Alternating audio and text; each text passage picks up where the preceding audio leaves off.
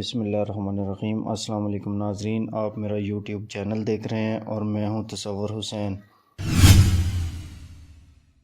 ناظرین، آج آپ کے ساتھ شیئر کرنے لگا ہوں بڑے کیس میں بڑی عدالت کا بڑا فیصلہ۔ Chief justice of Pakistan Umar Ata Bandial نے ارشد شریف کے قتل کا مقدمہ آج ہی درج کرنے کا حکم دے دیا ہے۔ چیف جسٹس نے میڈیکل رپورٹ کو غیر تسلی بخش قرار دیا ہے اور ساتھ ہی تحقیقاتی کمیٹی کی حتمی رپورٹ کو بھی طلب کر لیا ہے۔ سماعت کے دوران ایڈیشنل اٹارنی جنرل، سیکریٹری داخلہ اور دیگر اعلیٰ حکام پیش ہوئے۔ چیف جسٹس عمر عطا بندیال نے اٹارنی جنرل سے استفسار کیا کہ فیکٹ فائنڈنگ کمیٹی کی رپورٹ اب تک جمع کیوں نہیں کرائی گئی۔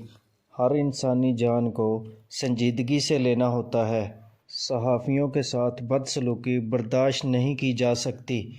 ایڈیشنل اٹارنی جنرل نے بتایا کہ رپورٹ وزیر داخلہ رانا ثناء اللہ کو دکھانے کے بعد جمع کرا دی جائے گی۔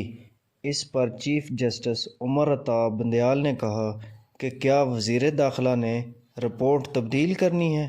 کہاں ہے وزیر داخلہ؟ وزیر داخلہ کو ابھی بلا لیتے ہیں۔ پھر اٹارنی جنرل نے کہا کہ رپورٹ کل جمع کروا دی جائے گی، جس پر چیف جسٹس عمر عطا بندیال نے ناراضگی کا اظہار کرتے ہوئے کہا کہ رپورٹ آج ہی جمع کروائیں تاکہ کل اس پر سماعت ہو سکے۔ 43 دن سے رپورٹ کا انتظار کر رہے ہیں۔ 5 رکنی بینچ حالات کی سنگینی کی وجہ سے ہی تشکیل دیا ہے۔ عدالت کے حکم کے بعد حکومت نے ارشد شریف کے قتل کا مقدمہ ورثاء کی مرضی کے بغیر درج کروا دیا۔ ارشد شریف کی والدہ کی اپیل کو نظر انداز کر دیا گیا اور پولیس خود مدعی بن گئی۔ مقدمہ اسلام آباد کے تھانہ رمنا میں ایس ایچ او کی مدعیت میں درج کیا گیا ہے۔